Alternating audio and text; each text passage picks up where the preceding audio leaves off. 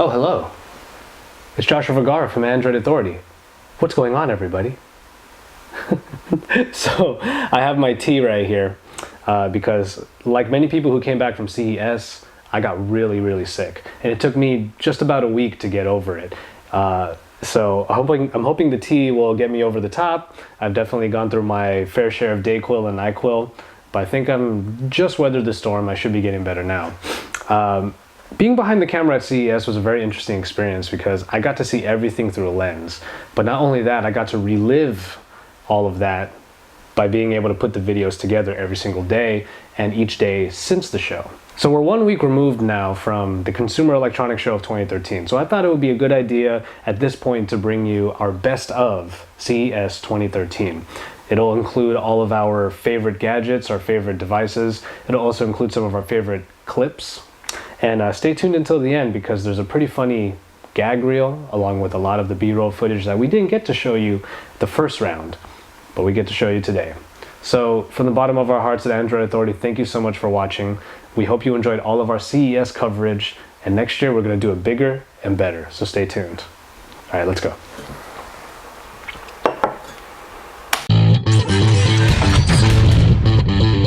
All right, so...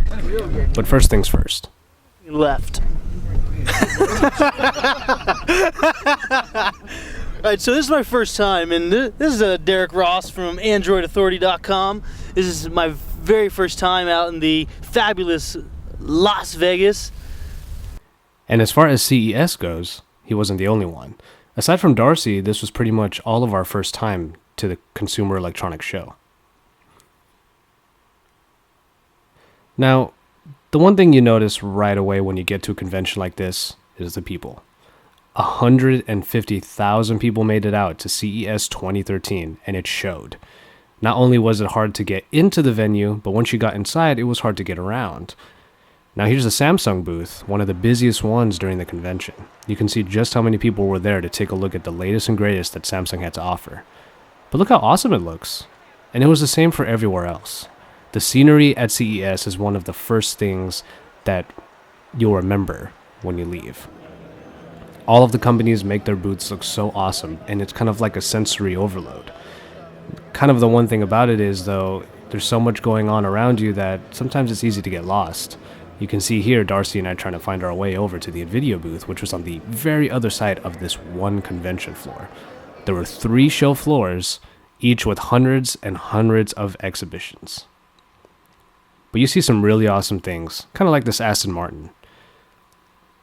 And this Rolls Royce. There were a lot of cars on the show floor, and the cool thing about them is if the door was open, you know someone's going to sit inside. I was no different. I had to get inside of here and see just what a Rolls Royce was all about. Now, I may never have this car in my life, so that's why it was kind of nice to check it out. One of the reasons why the preview day videos even existed was because even though you come to us here at Android Authority to look at the newest and the greatest phones, when we're at an event like CES, we want you to be there with us. We want to make it as if you are right beside us, experiencing everything that we get to experience. Because we're looking at technology through wide eyes, and we're also fans of everything that's going on around us here at the convention floor. Kind of like this display here. I mean, look how cool it is that they're displaying their smart TVs. Speaking of televisions, they were one of the biggest draws at CES 2013. Now 4K televisions are pretty much going to be the future, and it's debatable whether or not they're going to be here sooner rather than later, if people are going to adopt them, because let's face it, 3D last year wasn't quite where it would need it to be. But our own Derek Ross was set to find not just better looking TVs, but ones with even better functionality underneath, and the Google TVs were definitely his forte. Now, just take a look at these TVs. I mean, they look pretty awesome already, but the functionality underneath is pretty obvious when you look at the remote. I mean, look at all of the buttons that you have on that now. Simplistic remotes are a thing of the past now. But nonetheless, Android seems to be making it onto other devices rather than just phones, and TVs are a perfect example. I mean, just look at how the voice search on this TV is working so well. It's nice to see Android making it onto a bunch of different other platforms. And with televisions being on the forefront, you're going to see a lot of things that you used to be able to do just on your computer happen on the big screen. But now I'm not even going to waste any time. I'm going to get into what was, at least for me, the biggest announcement of the entire CES 2013.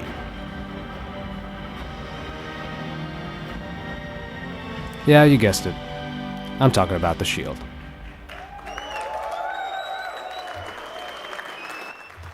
Now, I had the distinct privilege of being at the press conference where Nvidia announced not just the Shield, but shortly before that, Tegra 4.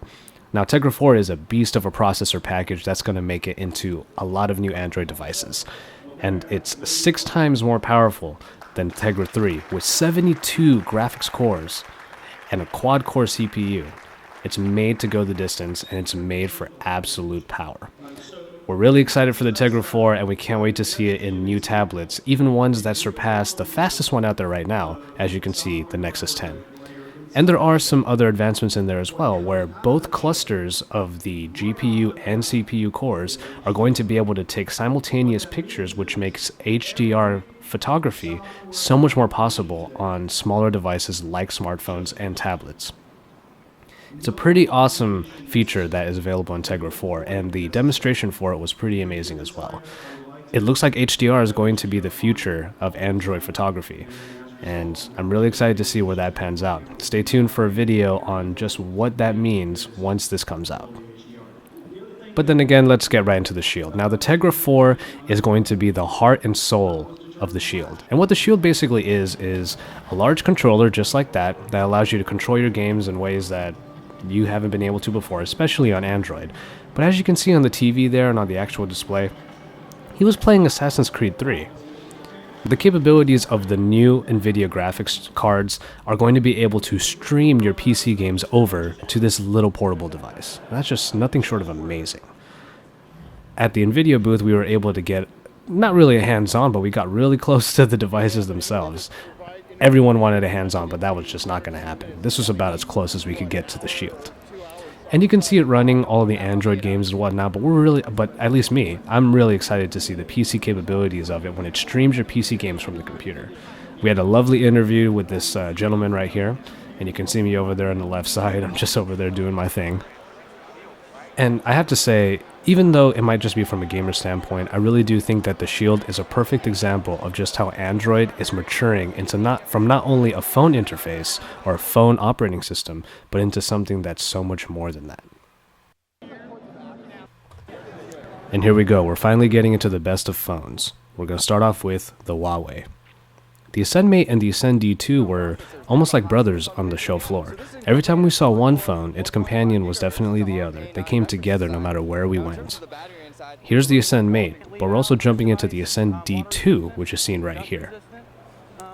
Now, the Ascend D2 may not have the best specifications on the market right now, but it's sporting a 5-inch screen with a 1080p display like a lot of smartphones are doing these days. It's a smaller of the two, which is pretty funny to say because the Ascend Mate is what beckons on the side. Our own Darcy Lacouvé sports a Galaxy Note 2, and he loves big displays and big phones.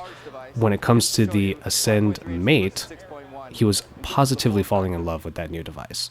He was all over it the entire time we were there, and he cannot wait to get his hands on it in the future. But we also go on to a different phone, the ZTE Grand S, coming from another Chinese manufacturer. It seems as though the Grand S by ZTE is going to be one of those phones that puts style, maybe over functionality just a little bit. As you can see, it has a very colorful interface, again with a 5-inch display at 1080p. Again, that's going to be our trend. But while it may have what looks like basic functionality with a very nice skin on top, what we were able to find out during this interesting interview with the representative at ZTE is that the entire phone is really, in one way or another, very customizable. You can have the interface customized, but also the body of the phone itself comes in a bunch of different colors. So if style is what you're looking for, I think this phone has it in spades, and you can customize it all you want. But this is when we get to the best. And I think arguably we're looking at the best phone here in the Xperia Z by Sony. It already got a lot of awards by the time we got to the Sony floor, but we had to take a look at it for ourselves, and we found that the Xperia Z really captured our hearts, especially mine. It's just a gorgeous phone that takes top-tier specs, expandable memory, 5-inch screen, 1080p display, and puts it into a body that is not only really sleek, but also water-resistant, as you can see here. We found that the Xperia Z was able to go into depths of 3 feet for up to 30 minutes. Now that's nothing short of amazing. And in the first demonstration we saw on our first night in Las Vegas, we saw that even after you take the phone out of the water, it's able to work right off the bat. And if for whatever reason you don't really like the all-glass look of the Xperia Z, there's a variant called the ZL. You might be giving up water resistance, but what you get instead on the back is a very nice matted plastic, and also a slightly smaller body, even though all the specs and even the size of the screen are exactly the same. It's just an amazing product, and it deserves all the accolades that it has gotten, and it certainly gets the same praise from us. And so, there you have it. CES 2013 was nothing short of amazing. From the sheer amount of people that you saw, to the kind of people you saw on the show floor, to even the people that you got to work with. It was just a blast all around. And one thing that you get reminded of every single day at CES is that technology is moving at a pace that sometimes we can't keep up with. But in a way, that's what's awesome about it. Thank you so much. We hope you enjoyed all the footage that we had at CES. We can't wait to do it bigger and better for you next year. And we want to leave you with this. A small little blooper reel, a lot of B-roll, and even if these things aren't necessarily Android related per se, they still are part of our best of CES 2013. We're going to see you next year, and we hope you're along for the ride.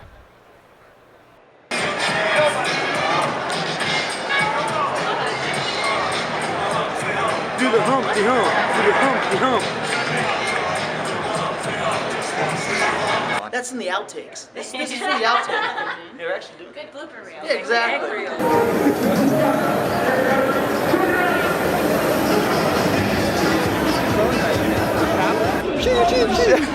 So, triangle shaped glasses. You got skills. Serious face time. Okay. A little bit of epic mealtime there for you guys. We're coming to you live from CES 2013. It's Android Authority, everybody.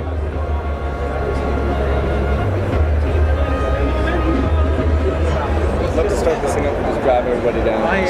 Spanish music in there's all loud. Oh yeah? Yeah. Can you hold it and I move my finger around? Okay. Let's stop pushing. Now think about owning a smartphone or a tablet. What is the number one thing that is always on your mind? Battery life. It's like a mortgage. It's like a virus haunting your mind. The key is the power cartridge, or nectar pod is what we call it, and each of these pods has enough energy in it to power your phone for 2 weeks to a month. And it's really simple to use. You just take the pod, insert it in. When it's done, you can recycle it and pop another one in. I disagree with your choice of phone, by the way. Plug that in. Yeah, sorry about the phone. Yeah. Now you were telling me before that this has how many milliamps? 55,000 milliwatt hours.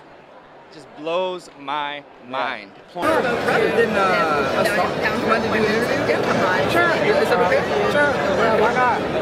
The big things that are good. Well, thanks everybody. Thanks for taking the time to listen today. I'm Dave Anderson. I'm an automotive solutions architect with NVIDIA, and I kind of help look after the North American automotive side of things for NVIDIA. This is a total gauge replacement. So this is actually basically replacing all the analog needles, all the dials that you normally have in your vehicle today. So with this, we can change the sub-presentation that's actually part of this composition, and this can allow us to bring in other kinds of mobile apps. Could bring in navigation, could bring in a content database, for like your contacts or something like that. Anything that you might imagine, that you have wireless access to today. How many vehicles already incorporate Tegra's technology, NVIDIA's technology in them already? NVIDIA's technology is in a little over 2.5 million vehicles on the road today. That is true. It's a massive presence, if you will, for us. So it's definitely a growing business, and we're very, very excited about it. Absolutely. Yeah, likewise. It's Great to talk with you. Great to speak to you. I really appreciate you shedding light on. Yeah, no problem. The future of what we're going to look forward to in our cars. Great. So here's what I will say about that. So. Come on, This is a good answer. Here's what I will say about that. I'm ready. And this is where I skirt the question and redirect. Ladies and gentlemen, I'd like to introduce you to Project Forward. Project Shield.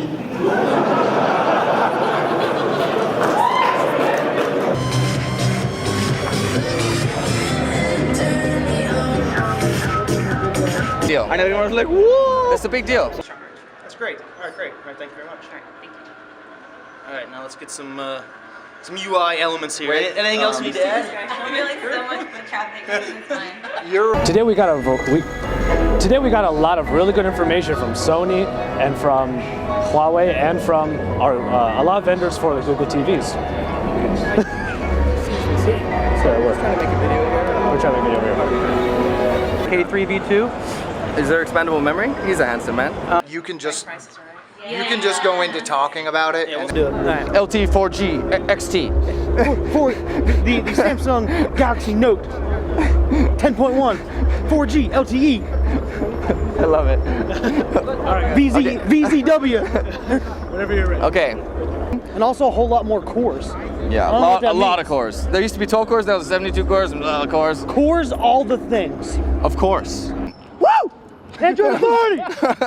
Android Authority! Android Authority! What? Well, that's enough of that. Diagnostics. There you go. Very exhausted already.